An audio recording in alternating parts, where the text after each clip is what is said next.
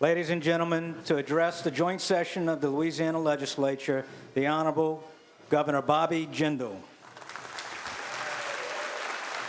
Thank you. Thank you, Mr. President. Thank you. Thank you very much. Thank you. Mr. President, Speaker, members of the House, members of the Senate, fellow residents of this great state of Louisiana, thank you for the opportunity to come address you on this very important day. I want to thank you for your service. It's hard to believe that just a little over 15 months ago, we stood out on the front steps of the Capitol. I took my oath of office along with many of you. On that day, I promised and I asked you to work with me together to create a new Louisiana so we would stop exporting our greatest assets. Our greatest exports aren't the crops we grow, it's not the oil, the gas we drill, it's not the products we make. Our greatest exports have been the sons and daughters of Louisiana. They've been leaving year after year to pursue their dreams and opportunities in other states. I asked you to work with me to create a new Louisiana, where our sons and daughters would pursue their dreams here. We'd create a state where we'd attract the risk takers, the entrepreneurs, the best and brightest from all over the country to come to our state to pursue their dreams. I told you that day and I asked you to work with me. I said we had to start by cracking down on corruption and incompetence. We had to wage war on corruption and incompetence. I want to thank the legislators. I want to thank this body. Literally within the first 30 days, we came together in a special session, promising to enact some of the nation's toughest ethics laws. Indeed, the cynics, the skeptics said it couldn't be done. But you proved them wrong time after time. In this chamber, we debated. In the Senate, we debated. You passed dozens of laws, bringing greater transparency, greater accountability, cracking down on the inherent conflicts of interest. You passed laws closing the loopholes in the gift bans.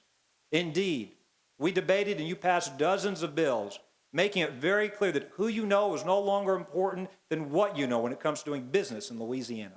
You passed dozens of bills saying that our elected or our appointed leaders were here to serve the people of Louisiana, not themselves, requiring elected and appointed officials to disclose income, assets, liabilities, greater disclosure on this part of the spending of lobbyists, greater disclosure as well, and greater prohibitions on elected officials doing business with the state. Louisiana became the only state in the country, the first and only state in the country to post not only its spending online, but outcome measures as well. And you saw results both not only in rankings, but people beginning to restore their confidence and trust in their government. Literally, Center for Public Integrity had given us 43 points for legislative disclosure. Now we get 99 points. We were in the bottom 5 on the Better Government Association's Integrity Index. Now we rank in the top 5, literally going from some of the weakest to some of the strongest laws according to that index. We sent a strong message to our state and to the country that this was the beginning of a new Louisiana. But we didn't stop there. Literally within a couple of weeks, we came back into a second session. Last year, you eliminated 6 different taxes, putting more money in the hands of Louisiana businesses and families. In addition to cutting taxes, and especially unorthodox business taxes, like the taxes on debt, new equipment, utilities. Louisiana is one of only 3 states with that tax on new equipment. Companies came and testified to your committees their newest equipment in Louisiana was older than their oldest equipment in other states. But in addition to cutting taxes, you invested hundreds of millions of dollars in a coastal restoration, into infrastructure, roads, bridges, and ports. Then we came back in a third session. And in that third session, you passed several good laws cracking down on sexual predators. You remember me standing at this podium saying, let's make this the toughest state in the country when it comes to protecting our children and going after those monsters that prey on our children. In addition, you passed laws to put discipline back in the classroom, passing a teacher's Bill of Rights. You passed bills reforming healthcare, education, making other changes, but we made as our top priority that session workforce development. In a state where we've been losing our sons and daughters, we still had tens of thousands of jobs we couldn't fill, in part because we weren't providing the skilled workers the companies were looking for. And so we worked together, we revamped the Department of Labor into the Workforce Commission, making it more responsive to the customers, the businesses, the employees that it's there to serve. We put $8.5 million in dual enrollment programs to reduce our dropout rate, to encourage more of our students to continue their education even before they leave high school. Put $10 million for high-cost, high-growth job training programs. $3 million in a Fast Start program so we could work hand in hand with employers who desperately need skilled workers to expand, to grow in Louisiana. 70% of companies that want to move here, that want to expand here, tell us one of their top 2 concerns is being able to find a skilled worker. When you look at that 15 months, you look at a year that started with enacting tough ethics laws, cutting taxes, and revamping workforce training programs, no wonder our economy has outperformed the national economy since the beginning of the national recession, going back to the end of '07. When you look at it, we've outperformed the national economy and the southern economy. In December, Louisiana was the only state in the country to add jobs. January, we're the only state in the country where the unemployment rate went down, not up. And again in February, we're the only state in the country that added jobs. Last Friday, new numbers came out showing yet again, compared year over year, Louisiana added thousands of jobs. In January, we had more people working in this state in the history of our state in any January. In February, we had more people working in this state than in any February in the history of our state. And again in March, we had more people working in this state than in any March in the history of our state. Indeed, since we took our oaths of office, over 21,000 new jobs have been announced in Louisiana. $2.9 billion in private capital investment. And you've seen the job announcements in every corner of this state. You've seen 3 companies move their corporate headquarters into Louisiana. We got another Fortune 1000 company headquartered here last year. Another Fortune 500 company through an acquisition.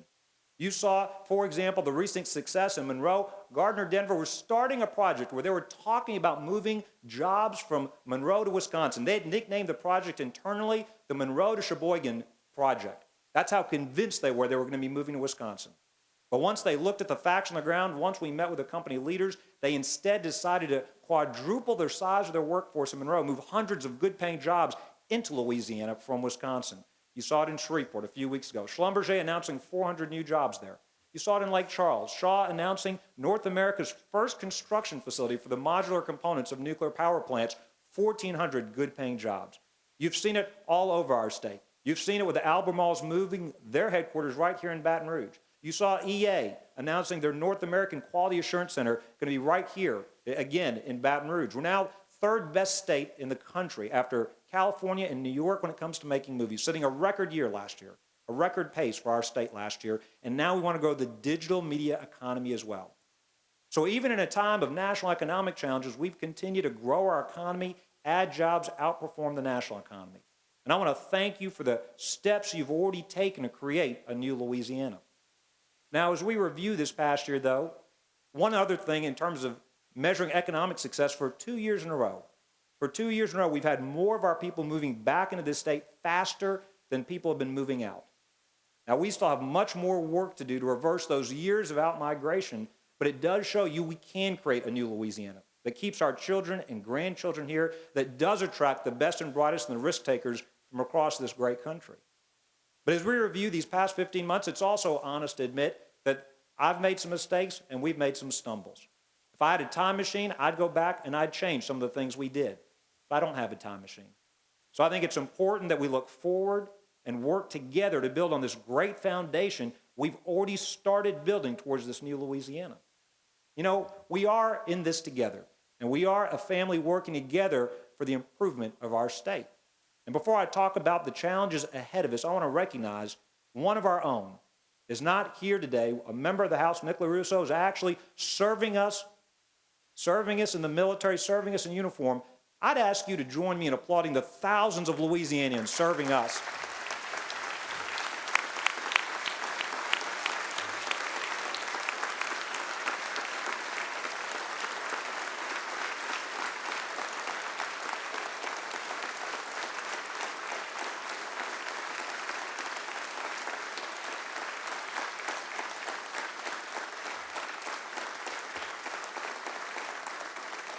I think Michelle's here somewhere in the chamber, and I want to thank her. I know it's been tough on her as well.